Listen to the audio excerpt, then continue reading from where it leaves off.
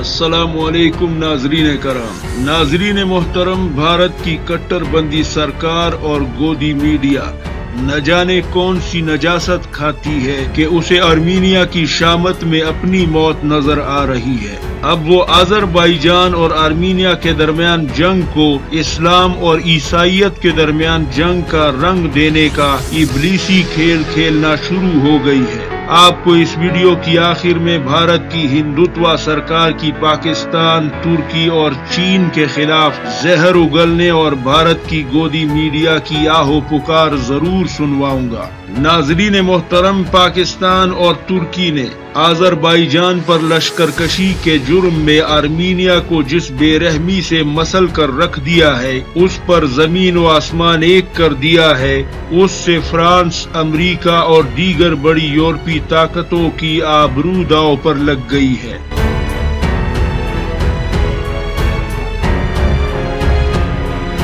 کیونکہ ایسا 50 سال میں پہلی مرتبہ ہو رہا ہے کہ دو مسلمان فوجی طاقتوں یعنی پاکستان اور ترکی کا صبر کا پیمانہ لبریز ہو گیا اور انہوں نے یورپ کی چار دیواری میں گھس کر دن دہاڑے سرعام ارمینیا کو اس کے بڑے بڑے یورپی آقاؤں اور امریکہ کے سامنے اس کی کھال ادھیڑ کر رکھ دی ہے، اور پاکستان اور ترکی نے نہ صرف امریکہ اور یورپی بالادستی کو چبا کر تھوک دیا ہے، بلکہ نیٹو اور امریکہ کے مقام اور مرتبے کو آسمان سے کھینچ کر زمین پر دے مارا ہے۔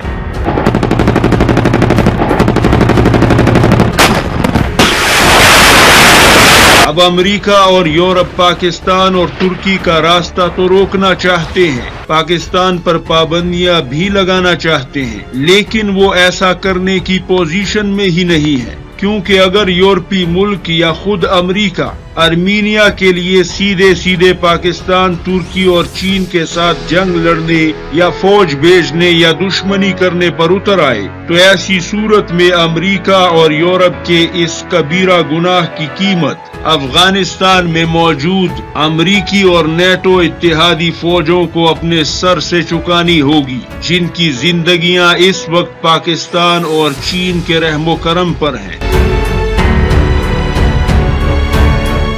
لہذا ناظرین محترم، بھارت کی ہندوتوا سرکار آرمینیا کا ٹریلر دیکھ کر تلملا اٹھی ہے، کیونکہ بھارت کی ہندوتوا کٹر بندی سینا کو تو پہلے ہی چین نے دبوچا ہوا ہے، لہذا اب بھارت ماتا کو یہ خوف اندر ہی اندر کھائے جا رہا ہے کہ اگر پاکستان اور ترکی بڑی بڑی یورپی طاقتوں کے بغل میں بیٹھے آرمینیا کا یہ حال کر سکتے ہیں، وہ بھی ہزاروں میل دور سے، اور چین بھی پوری سپورٹ میں ہے، اور کوئی یورپی طاقت یہاں تک کہ امریکہ بھی بے بس ہو چکا ہے، تو بھارت کا تو کوئی ہم مذہب ملک ہی نہیں جو کل اس کے ماتم میں شریک ہو سکے، تو پاکستان، ترکی اور چین اس کا کیا حال کریں گے؟ اس کے تو تصور سے بھی خوف آتا ہے۔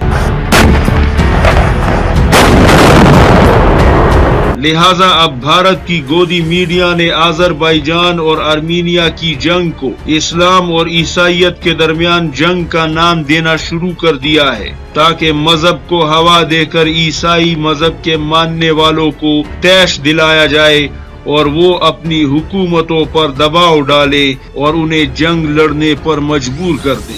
لیکن بھارت یہ بھول گیا ہے کہ امریکہ نے 35 عیسائی ملکوں کے ساتھ مل کر افغانستان پر حملہ کیا تھا، اور کم و بیش اتنے ہی عیسائی ملکوں کے ساتھ مل کر عراق پر بھی حملہ کیا تھا، لیکن تب کسی مسلمان ملک نے یہ ہرزہ سرائی نہیں کی تھی کہ یہ اسلام اور عیسائیت کی جنگ ہے۔ امید کرتا ہوں کہ ہمارے عیسائی بھائی اس جنگ کو آذربائیجان کی اپنے علاقے واپس لینے کی جنگ تصور کریں گے، جو کہ اس کا حق ہے، اور عیسائی اہل کتاب ہیں جن سے مسلمانوں کو کوئی تعصب نہیں، کیونکہ اسلام ہمیں دیگر مذاہب سے بھی اچھا سلوک روا رکھنے کا درس دیتا ہے۔ اب آپ بھارتی گودی میڈیا کی چیخ و پکار اور ہرزہ سرائی ملاحظہ کیجیے اور آپ سے میں پہلی بار اپیل کرتا ہوں کہ اس ویڈیو کو سوشل میڈیا پر زیادہ سے زیادہ شیئر کریں تاکہ بھارت کا پروپیگنڈا ناکام ہو سکے. شکریہ. پاکستان زندہ باد. آرمینیا اور آذربائیجان کے بیچ چھڑی جنگ ختم ہونے کے بجائے خطرناک روپ اختیار کرتی جا رہی ہے. یدھ ویرام کے اعلان کے چند منٹوں بعد ہی دونوں دیش ایک بار پھر سے بھڑ گئے ہیں.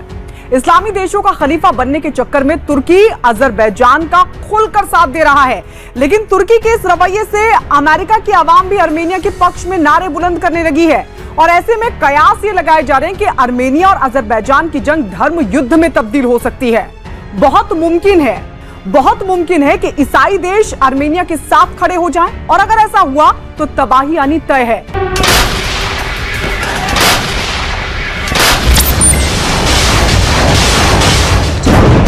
ویسے آرمینیا آذربائیجان کی جنگ شاید رک جاتی، لیکن اسلامک چرم پنتھ کو بڑھاوا دینے کی کوششوں میں جٹا ترکی ایسا نہیں ہونے دینا چاہتا.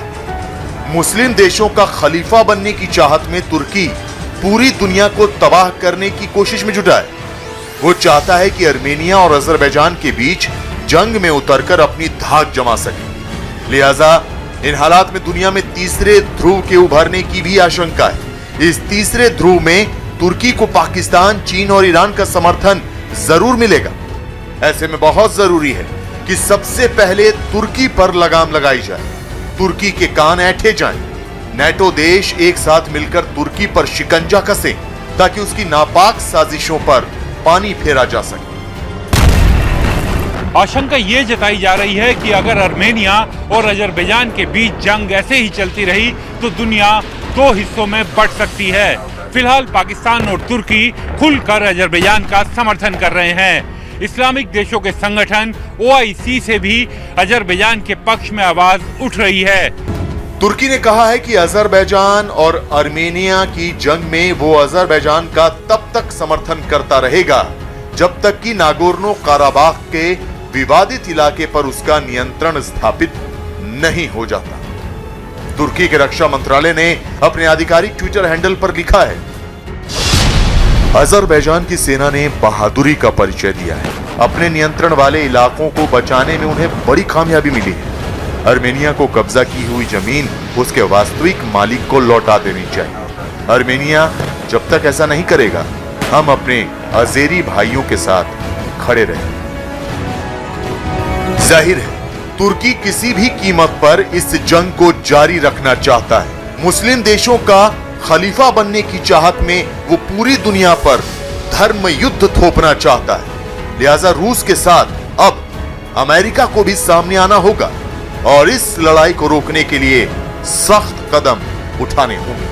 ایسے میں بہت ضروری ہے کہ سب سے پہلے ترکی پر لگام لگائی جائے، ترکی کے کان اینٹھے جائیں. نیٹو دیش ایک ساتھ مل کر ترکی پر شکنجا کسیں تاکہ اس کی ناپاک سازشوں پر پانی پھیرا جا سکے. پوری آشنکا ہے کہ یہ لڑائی مسلم دیشوں اور عیسائی دیشوں کے بیچ شروع ہو جائے، زمین کی جنگ دھرم یدھ میں تبدیل ہو جائے. ویسے آپ کو بتا دیں کہ آرمینیا اور آذربائیجان کے بیچ جاری یدھ میں اب ترکی کھل کر سامنے آ گیا ہے. یدھ میں ٹینک، ہیلی کاپٹر، میسائل سے لے کر دوسرے خطرناک ہتھیاروں کا استعمال ہو رہا ہے. کہا جا رہا ہے کہ یہ ہتھیار آذربائیجان کو ترکی نہیں دیے ہیں. ترکی اور پاکستان اگر اس جنگ میں کودے ہیں تو میں سمجھتا ہوں کہ وہاں پہ اس کو ختم کرنا ان کے لیے، آذربائیجان کے لیے مشکل ہو جائے. آذربائیجان لمبے سمے میں دیکھا جائے تو آذربائیجان کو بہت نقصان ہوگا.